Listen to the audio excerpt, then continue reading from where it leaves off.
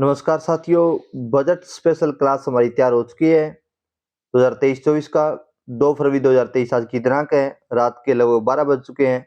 Budget की special class तैयार की है साथियों हमने। अंक 192। पीडीएफ आपको हमारे टेलीग्राम चैनल पर हमने अपलोड कर दिया, टीआर राजस्थान ऑफिशियल साथियों, जहां से आप इस पीडीएफ को प्राप्त कर सकते हैं। बजट घोषणा में सबसे पहले ध्यान रखिएगा, राष्ट्रीय डिजिटल पुरस्कारों की स्थापना की गई है। राष्ट्रीय डिजिटल पुरस्कारों की नहीं साथियों, ये पुस्तकालयों की स्थापना की गई है, घोषणा की गई है। दूसरा, सिकल सेल बीमारी है जिसे वर्ष 2047 तक समाप्त करने का लक्ष्य रखा गया है। तो ध्यान रखिएगा, सिकल सेल बीमारी को कब तक समाप्त करने लक्ष्य रखा गया है, तो 2047 तक समाप्त करने का लक्ष्य रखा गया है। पीएम आवास योजना साथियों, जबरदस्त इस योजना में वृद्धि हुई है, लगभग 66% के आसपास इस योजना में फंड में आवंटन में वृद्धि की है सरकार ने। ध्यान रखिएगा, पीएम आवास योजना। फार्मा उद्योग विकास योजना, इसमें भी सरकार ने बहुत कई 100 गुना वृद्धि की है साथियों। पिछले वर्ष 100 करोड़ का बजट आवंटन किया था, लेकिन इस बार 1250 करोड़ रुपए का बजट आवंटन किया है, क्योंकि भारत है वो जेनरिक दवाइयों के मामले में विश्व में सबसे बड़ा निर्यातक बनकर उभर रहा है साथियों। तो सरकार भी चाहती है कि इस सेक्टर में दबदबा अभी से बनाना शुरू कर लिया जाए, और उसी दबदबे को बनाने के लिए सरकार क्या कर रही है, ये अभियान लेकर आई है साथियों। और भारत अमेरिका की जेनरिक दवा मांग का 40% एवं यूके की कुल मांग का 25% पूरा करता है साथियों। ध्यान रखिएगा, फेम इंडिया योजना साथियों, बजट में तो लॉन्च नहीं थी, पहले ही लॉन्च हो गई फेम इंडिया। तो फेम इंडिया जो योजना थी, इसकी फुल फॉर्म है faster adoption and manufacturing of hybrid and electric vehicle योजना। फेम इंडिया योजना है साथियों, FAME, फेम इंडिया। ठीक है, और इस योजना में मोस्टली क्या है, सरकार इलेक्ट्रिक जो व्हीकल है, ईवी जो है, उनके उत्पादन और उनको अपनाने से जुड़ी हुई योजना है। ये ध्यान रखिएगा, 1 अप्रैल 2015 से लागू हुई थी। बजट में 5172 करोड़ रुपए का आवंटन हुआ है साथियों, बहुत बड़ा बजट है। और 100% ग्रोथ करवा दी सरकार ने इस पर, क्योंकि पिछले साल 2200 था। 100% से ज्यादा, मुझे लगता है 150% के आसपास ग्रोथ हुई है इसमें। जल जीवन मिशन योजना साथियों, 70,000 करोड़ रुपए का बजट आवंटित हुआ है जल जीवन मिशन योजना में साथियों। कुल कितना, तो 70,000 करोड़ का बजट आवंटन हुआ है। बजट में नवीन घोषित योजना कौन कौन सी है, एक तो पीएम प्रणाम योजना है साथियों, वैकल्पिक उर्वरक प्रयोग के लिए या खाद उपयोग की योजना है साथियों, जैविक खाद उपयोग की। नई लघु बचत योजना साथियों, जिसमें 7.5% वार्षिक ब्याज दर देने की घोषणा की गई है। अन्य घोषणाएं भी हुई हैं, उन पर अभी हम बात करेंगे। सरकार जितना पैसा लेगी उसका सबसे ज्यादा व्यय कहां कर रही है, तो सब्सिडी पे कर रही है साथियों। 45 लाख करोड़ के आसपास पैसे है जो सरकार सब्सिडी पर व्यय कर देगी। ब्याज पर सरकार 10 लाख करोड़ के आसपास पैसे व्यय करेगी। परिवहन पर 5 लाख करोड़ रुपए के आसपास व्यय करेगी। यहाँ पे एक बात थोड़ी सी ध्यान रखिएगा, परिवहन पर सबसे ज्यादा बजट पे कर रही है सरकार, ये बात तो सही है, लेकिन अगर बात करें कौन से मंत्रालय को सबसे ज्यादा बजट मिला है, तो रक्षा मंत्रालय को मिला है। ध्यान रखिएगा, दोनों बातों में कॉन्फ्लिक्ट है साथियों, क्योंकि परिवहन में 2 मंत्रालय, एक सड़क मंत्रालय और रेल मंत्रालय, दोनों अलग अलग हैं। दोनों को लगभग 2.7 2.4 के आसपास बजट मिला है। तो मंत्रालय के हिसाब से देखा जाए तो रक्षा मंत्रालय को सर्वाधिक बजट आवंटित किया गया है, लेकिन अगर मध्यवार देखा जाए तो सर्वाधिक मध्य किसे आवंटित किया गया है, तो परिवहन मंत्रालय को आवंटित किया गया है।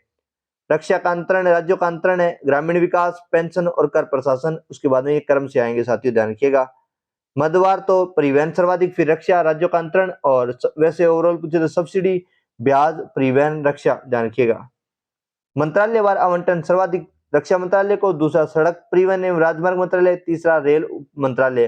तो रक्षा पर बजट का लगभग ठीक ठाक अमाउंट खर्च किया सरकार ने, और 13% ग्रोथ भी दिखाई है रक्षा बजट में। रक्षा वैसे जीडीपी में शामिल होने वाला कोई इतना महत्वपूर्ण प्रोडक्ट नहीं है साथियों।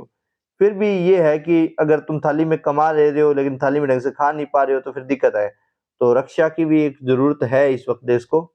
रक्षा मंत्रालय देखिए, ये 5.94 लाख करोड़, सड़क परिवहन 2.70 करोड़, रेल मंत्रालय 2.41 करोड़, बाकी अन्य मंत्रालय साथियों।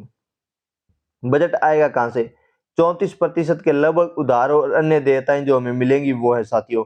17% आएगा जीएसटी से, 15% आएगा निगम कर से, 15% आएगा आयकर से, 7% आएगा केंद्रीय उत्पाद शुल्क से, 6% कर भिन्न प्राप्तियों से, 4% सीमा शुल्क से, 2% अन्य भिन्न प्राप्तियों से, मोस्टली सबसे ज्यादा जीएसटी आ रही है, फिर 15% निगम कर और आयकर आएगा साथियों, ध्यान रखिएगा। तो आयकर ये रहा 15% और निगम कर ये रहा, और उसके बाद जीएसटी कहाँ गई, ये रही जीएसटी 17%। 34% ऋण और अन्य देयताएं रहेंगी सरकार की, ध्यान रखिएगा। बजट व्यय कहाँ होगा, 20% तो ब्याज अदायगी पर बजट व्यय हो जाएगा साथियों। 18% कर एवं शुल्क में राज्यों का हिस्सा है। 17% केंद्रीय योजनाओं में व्यय चला जाएगा। 9% वित्त आयोग एवं अन्य यंत्रण में चला जाएगा। 9% केंद्र प्रायोजित योजनाओं में चला जाएगा साथियों, ध्यान रखिएगा। 8% रक्षा में, 8% अन्य व्यय, 7% सब्सिडी, 4% पेंशन में चला जाएगा साथियों। और नेक्स्ट बात करें, 8% रक्षा, 8% अन्य व्यय, 7% सब्सिडी और 4% पेंशन। एक सुधार आपको थोड़ा सा करना पड़ेगा साथियों, वो सुधार है यहाँ, ये सब्सिडी वाला कॉलम आप हटा देना, हमने पीडीएफ से ये कॉलम हटा दिया है।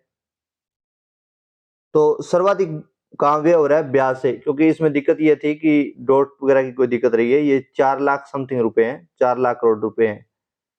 तो 10 लाख करोड़ रुपए ब्याज के हैं। सबसे ज्यादा व्यय कहाँ पर हो रहा है, ब्याज पर हो रहा है, फिर परिवहन पर होगा, फिर रक्षा पर होगा, फिर राज्यों का अंतरण होगा, फिर ग्रामीण विकास होगा और फिर पेंशन पर होगा, और फिर कर प्रशासन पर सर्वाधिक क्या होगा, खर्च होगा, ध्यान रखिएगा। और सब्सिडी वगैरह वाला कॉन्सेप्ट आपको हटाना है। नेक्स्ट देखिए, ये 34% उधार, ये तो बजट आएगा यहाँ से तो, और जाएगा कहाँ, 20% ब्याज अदायगी, लगभग 10 लाख करोड़ रुपए जाएंगे। और 18% कर एवं अन्य शुल्क में राज्यों का हिस्सा, 17% केंद्रीय योजनाओं में, 9% वित्त आयोग एवं अन्य यंत्रण में, 9% केंद्र प्रायोजित योजनाओं में, 8% रक्षा में। तो रक्षा में 8% खर्च हो रहा है साथियों, ध्यान रखिएगा। लेकिन एक बात ये भी ध्यान रखिएगा साथियों, इसमें ग्रोथ 13% की दिखाई गई है। अन्य व्यय 8%, सब्सिडी 7% और 4% पेंशन है साथियों। रुपया कहाँ जाता है, इसका ये अलग अलग मदवार वर्णन किया गया साथियों। कृषि मंत्रालय की जो प्रमुख योजना जिनके बारे में बजट में जिक्र हुआ था, वो क्लीन प्लांट प्रोग्राम है। खेतों में ऐसी फसल लगाई जाए जो रोग मुक्त हो, जिनके पौधों से हाई वैल्यू वाले क्वालिटी अनाज उत्पाद हो, ऐसी योजना है साथियों क्लीन प्लांट प्रोग्राम योजना। इसके अलावा बात करें विशेष एग्रीकल्चर एक्सीलरेटर फंड साथियों, खेती को उद्योग से जोड़ने वाले युवा स्टार्टअप उद्यमियों के लिए, खेती को उद्योग से जोड़ने वाले युवा स्टार्टअप उद्यमियों के लिए विशेष एग्रीकल्चर एक्सीलरेटर फंड का गठन किया गया साथियों। पीएम मत्स्य संपदा उपयोजना साथियों, पीएम मत्स्य संपदा उपयोजना साथियों, नवीन योजना की घोषणा की गई है साथियों। कुल 6000 करोड़ रुपए के बजट आवंटित किया गया है। कुल कितना बजट आवंटित किया गया है, 6000 करोड़ रुपए का बजट आवंटन किया गया पीएम मत्स्य संपदा उपयोजना में। पीएम प्रणाम योजना, प्रणाम की फुल फॉर्म क्या है, program for restoration awareness nourishment amelioration of mother earth योजना, फुल फॉर्म रखिएगा, अच्छी योजना है साथियों।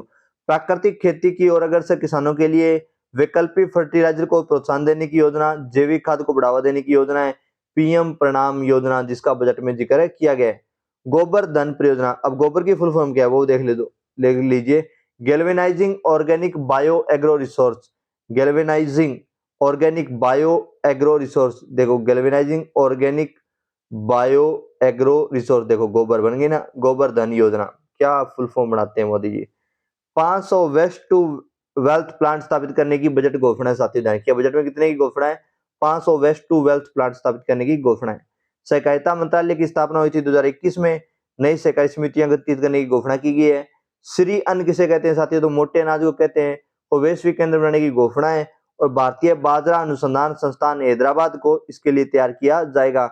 मोटे अनाज में मोस्टली हमने पहले बात कर चुके हैं, ज्वार, रागी, बाजरा, कुटकी, कोदा, चिन्ना, रामदाना, कंगनी, सावा ये शामिल है। महिला एवं बाल विकास विभाग की प्रमुख योजनाओं में महिला सम्मान बचत प्रमाण पत्र योजना है साथियों। 2 वर्ष तक इस योजना का लाभ मिल सकता है साथियों, क्योंकि अमृत महोत्सव चल रहा है। सरकार का ये मानना है मार्च 2025 तक महिलाएं एवं कन्याएं 2 लाख रुपए तक का सम्मान पत्र खरीद सकती हैं, और जब ये सम्मान पत्र ये खरीदेंगी तो उससे सालाना 7.5% ब्याज मिलेगा। पैसे की आंशिक निकासी भी इसमें की जा सकती है। प्रधानमंत्री पीवीजीटी विकास मिशन साथियों, पीवीजीटी संवेदनशील जनजातीय समूह एकलव्य मॉडल आवासीय विद्यालय बनाए जाएंगे। पहले ध्यान रखिए पीवीजीटी है क्या, संवेदनशील जनजातीय समूह है, और इनके विकास के लिए और मोस्टली अन्य पिछड़ी जातियों विकास के लिए एकलव्य मॉडल आवासीय विद्यालय स्थापित किए जाएंगे साथियों।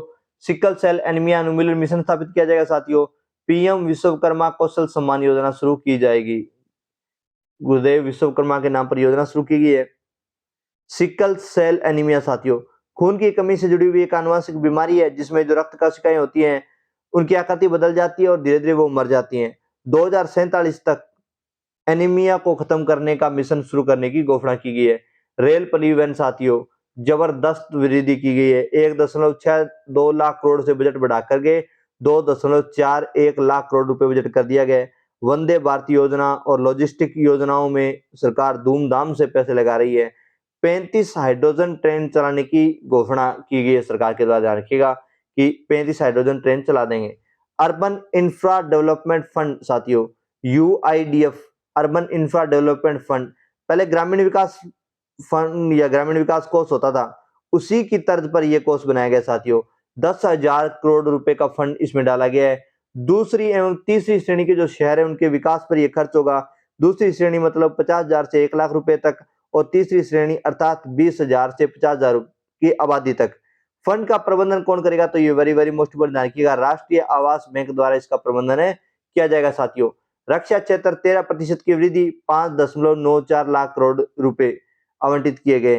राजकोषीय घाटा साथियों, 2023-24 के लिए 5.9% रहने का लक्ष्य रखा गया है। 2022-23 में राजकोषीय घाटा 6.4% रहा था। एक होता है राजस्व घाटा, एक होता है राजकोषीय घाटा साथियों। राजस्व घाटा क्या होता है? मान के चलो सरकार ने सोचा कि हम अगले साल 100 रुपए कर वगैरह से जीएसटी से कलेक्ट कर लेंगे, लेकिन सरकार 96 रुपए कलेक्ट कर पाई। वो जो घाटा होता है उसे राजस्व घाटा बोलते हैं साथियों।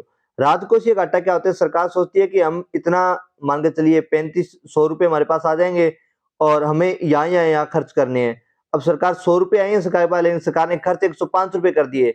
अब वो जो घाटा लग रहा है उसे राजकोषीय घाटा बोलते हैं साथियों। तो ध्यान रखिएगा, राजस्व घाटा और राजकोषीय घाटा।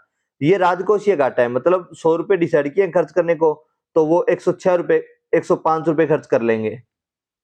आकांक्षी ब्लॉक कार्यक्रम साथियों, पहले शुरू किया गया 2018 में आकांक्षी जिला कार्यक्रम साथियों, उसी की तर्ज पर शुरू किया गया आकांक्षी ब्लॉक कार्यक्रम। देश में 500 ब्लॉक कवर किए जाएंगे इस कार्यक्रम में।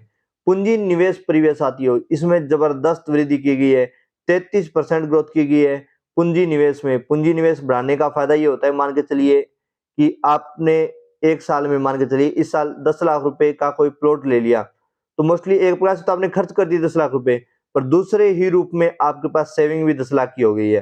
तो वैसा ही पूंजी निवेश होता है साथियों। सरकार पूंजी निवेश में जो व्यय करती है सड़क वगैरह में या कॉलेज वगैरह में, शिक्षा वगैरह में, तो वो एक प्रकार का निवेश ही माना जाता है। तो इसमें 10 लाख करोड़ रुपए का बजट आवंटन किया है। और भारत श्री की स्थापना साथियों, भारत साक्ष्य शिलालेख, भारत श्री योजना, भारत साक्ष्य शिलालेख योजना का नाम भारत श्री योजना है साथियों। प्राचीन पांडुलिपियों के डिजिटलीकरण के लिए ये योजना शुरू की गई है। और टेलीग्राम चैनल, ये हमारे यूट्यूब चैनल है साथियों, चैनल को शेयर कीजिए, सब्सक्राइब कीजिए। जय हिंद, जय भारत साथियों।